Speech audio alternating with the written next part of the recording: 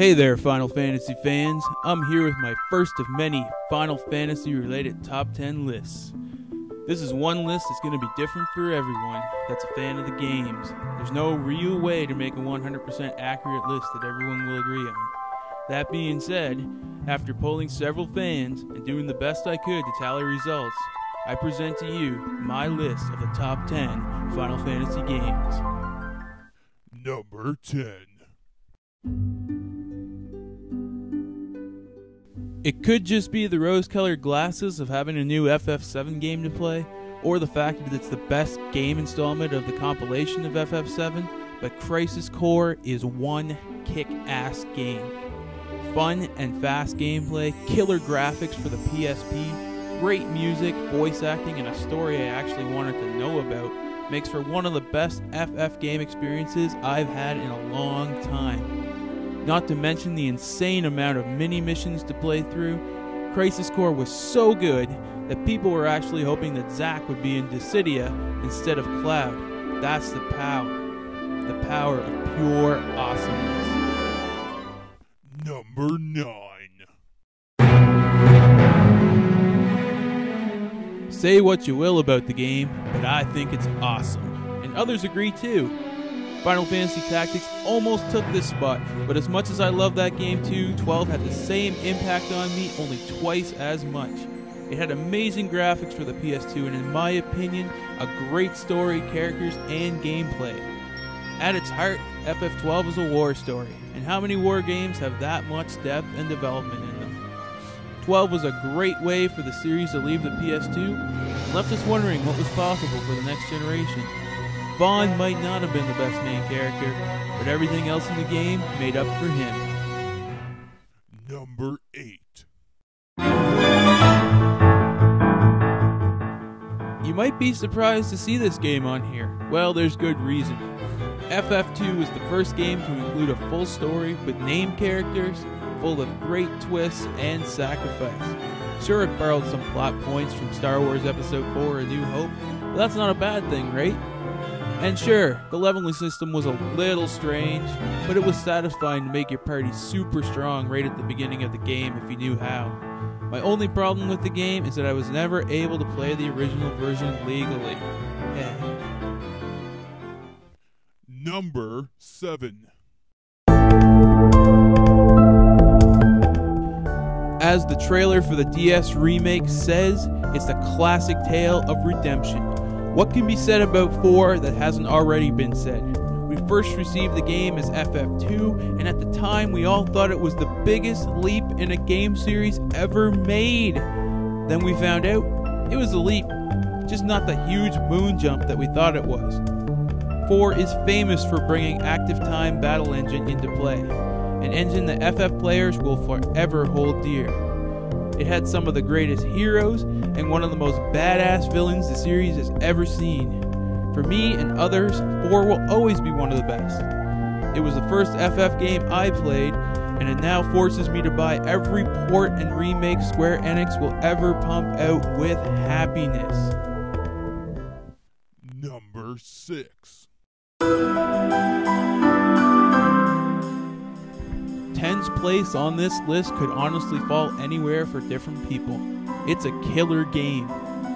The first FF game on the PS2 and the first use of voice acting in the series. 10 holds a special place for many. Mine happens to be at number 6. 10 also featured a fun and fast battle system, returning a little to its turn-based roots, and a love-hate skill leveling system. All around, it's a solid title with great characters, stories, and graphics. It deserves a spot on any top 10 Final Fantasy list. Number 5. From this point on, things will get highly debatable. FF8 deserves this spot because, like 2 and 12, it dared to change the norms of the series.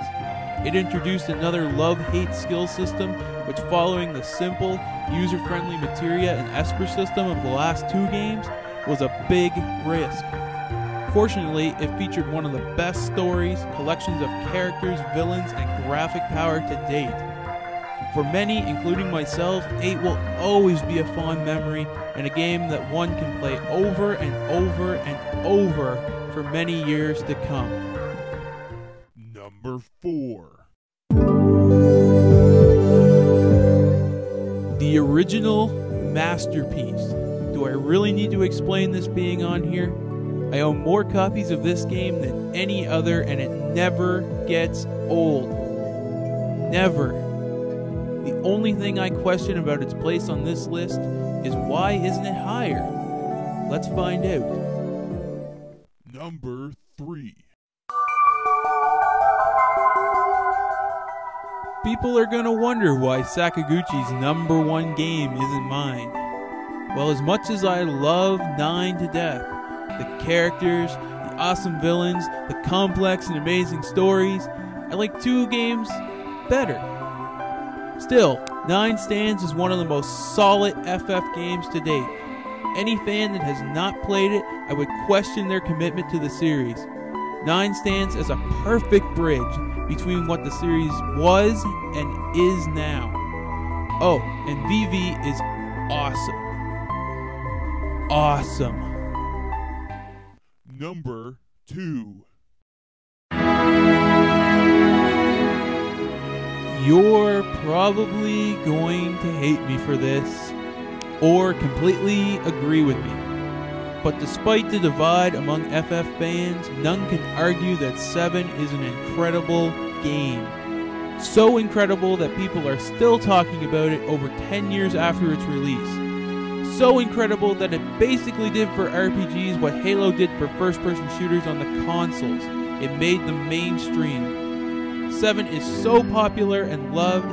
It has awesome characters, one of the greatest villains in video game history, and has now an ongoing story. One would wonder, what could be better? Number 1. Bet you all saw this coming. But hey, can you blame me? 6 is a great game, hands down. I'd go as far to say it's the best 2D RPG ever made. 12 awesome characters, a great and simple skill system, one of the best soundtracks ever, tons of weapons, side quests, and secrets. All of this rolled up into an artistically, graphically impressive presentation of epic proportions. This was the second FF game I ever played, and I have never forgotten the experience. Square Enix could port this game on every system out there, and I would buy every copy. Hands down, I can think of no other FF game that can hold this spot. 6 has the charm and flavor that I can't get enough of.